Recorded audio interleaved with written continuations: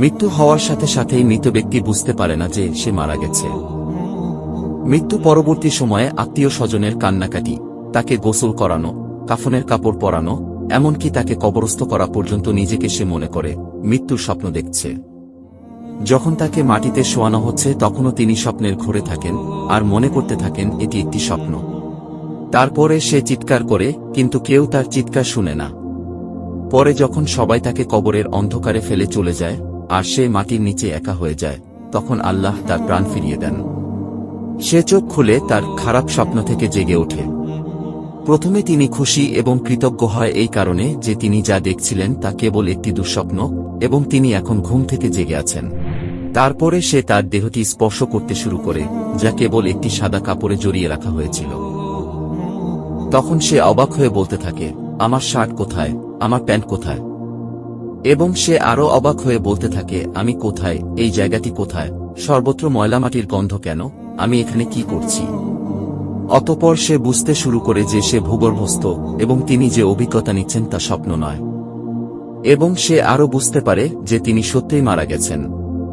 তারপরেও তিনি যতটা সম্ভব উচ্চস্বরে চিৎকার করতে থাকেন এবং তার স্বজনদের ডাকতে থাকেন যারা তার উপকারে আসতে পারে, কিন্তু তাকে কেউ উত্তর দেয় না।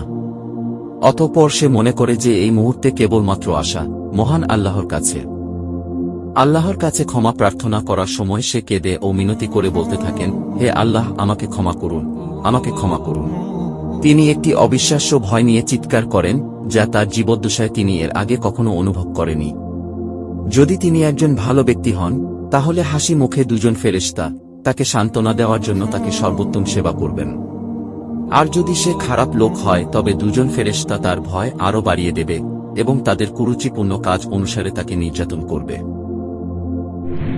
আমরা জীবনে বহুবার বোবায় ধরা স্বপ্ন দেখে থাকি। আমরা কথা বলতে চাই কিন্তু বলতে পারি না, চিৎকার করতে চাই কিন্তু চিৎকার করতে পারি না, পাশের লোকদেরকে ডাকি কিন্তু তারা তা শুনতে পারে না। তখন ভয়ে দম বন্ধ হয়ে আসার অবস্থা হয়। এমন সময় কেউ হয়তো এসে ধাক্কা দিয়ে জাগিয়ে দেয়। মৃত্যুর পরের অবস্থা অনেকটা এরকমই।